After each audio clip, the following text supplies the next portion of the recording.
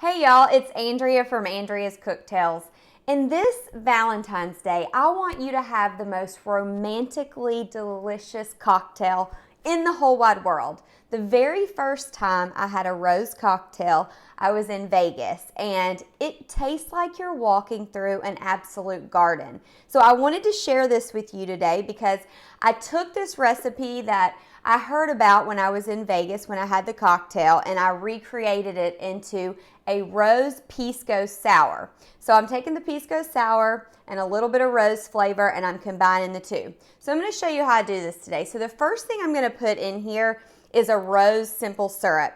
And you have to have a rose water to make this, and you can find it in your grocery store right beside the vanilla extract. You usually need to go to a Whole Foods or a Fresh Market or a specialty store, but that's where you get it. So all you do is you do a half cup of water, half cup of sugar, and then a half teaspoon of the rose water. You don't need a lot because a little goes a long way. So I'm going to put about a half of a cup into a blender.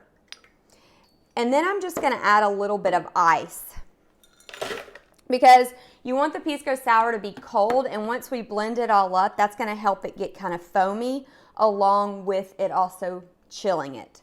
So then I'm going to do a little bit of grenadine syrup, and this is just going to be a variation of sweetness, and it's going to put a beautiful color, that pretty Valentine's pink that we all love so much.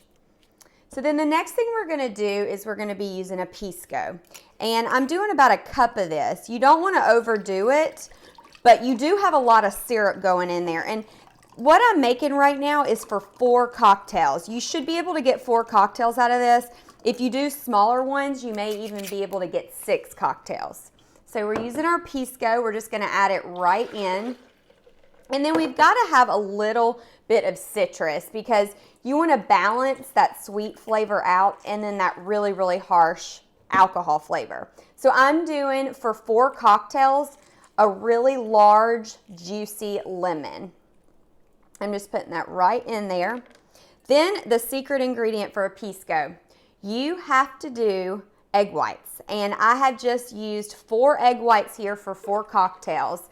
And that might freak you out a little bit, but once it's all shaken up, that is going to make the cocktail really frothy. So if you've ever been to a bar and you've had a really frothy cocktail and you wonder where that comes from, it's usually from egg whites.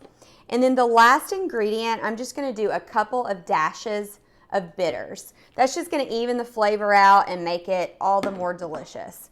So I'm just going to place my top right on here, put this on my blender, and go to town with it. And I'm going to do it pretty high so we get that frothiness that we need from the egg whites. You see it's turning kind of pink there. See how beautiful that is? It's so pretty. And it looks how it tastes, like roses. And you're just going to die when you try this. I'm telling you right now, once you've had a rose-flavored cocktail, you never go back. I mean, how beautiful and sweet, adorable, romantic is that for Valentine's? And because it's pink, I wanted to add some red rose petals. And these are just fake rose petals, you guys. You can absolutely buy rose petals that don't have pesticides on them. So you can do the real ones if you want to. But I think that looks quite cute. Oh my gosh. It tastes like you're walking through a garden. It really does. And that frothiness of it just kind of gives it a little bit of a romantic flavor and a lightness. So that way you can enjoy it before you eat your big, delicious Valentine's Day dinner. And then you can even have one after for dessert. So cheers, happy Valentine's Day. Go to my blog for the full recipe, andreascooktails.com.